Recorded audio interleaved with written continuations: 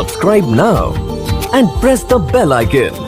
Never miss an update from Tips Official. তো প্রিয় দর্শক, আজকের ভিডিওটা খুবই গুরুত্বপূর্ণ হতে চলেছে। তো আজকে আপনাদের সাথে শেয়ার করব খুবই একটি গুরুত্বপূর্ণ সেটিং। যদি আপনার ফোনটি স্লো চলে, হ্যাং করে, তো আপনারা আজকে এই সমাধান আপনাদের সাথে করব। তো আপনার ফোনের ভিডিও বা ফটো বা অ্যাপ্লিকেশন ডিলিট করতেছেন, কিন্তু তাও আপনার ফোনটি স্লো চলতেছে। তো আজকে একটি সেটিংয়ের মাধ্যমে আপনাদের ফোনটি স্লো চলবে না, স্পিড চলবে। তো কিভাবে হবে ভিডিওটার সাথে দেখবেন, পাশে দেখবেন, আর হ্যাঁ, স্ক্রিনটিকে লক্ষ্য করবেন।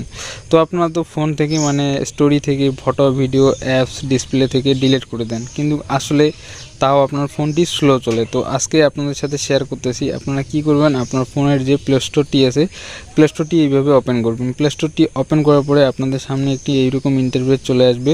তো আপনারা এখান থেকে কি করবেন, এই যে দেখতেছেন লোগো অপশানটি, তো আপনারা লোগো অপশানে চলে আসবেন। আসার পরে আপনাদের সামনে এরকম একটি ইন্টারফেস চলে আসবে। তারপর এখানে দেখতে পাচ্ছেন ম্যানেজ অ্যাপস অ্যান্ড ডিভাইস লেখা আছে। তো আপনারা এখানে আসবেন।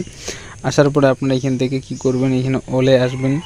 তো আপনারা এখান থেকে কী করবেন, এই যে ম্যানেজ অপশানটি আছে, আপনারা এখান থেকে ম্যানেজে আসবেন। আসার পরে এখানে আনইনস্টল অ্যাপ, তো এই যে দেখতেছেন এখানে ইনস্টল করা আছে আর একটা থাকে আনইনস্টল। তো আপনারা এটা এখান থেকে খুঁজে পাবেন। তো এখান থেকে দেখতেছেন নট আনইনস্টল, তো আপনারা এখানে চাপ দিবেন।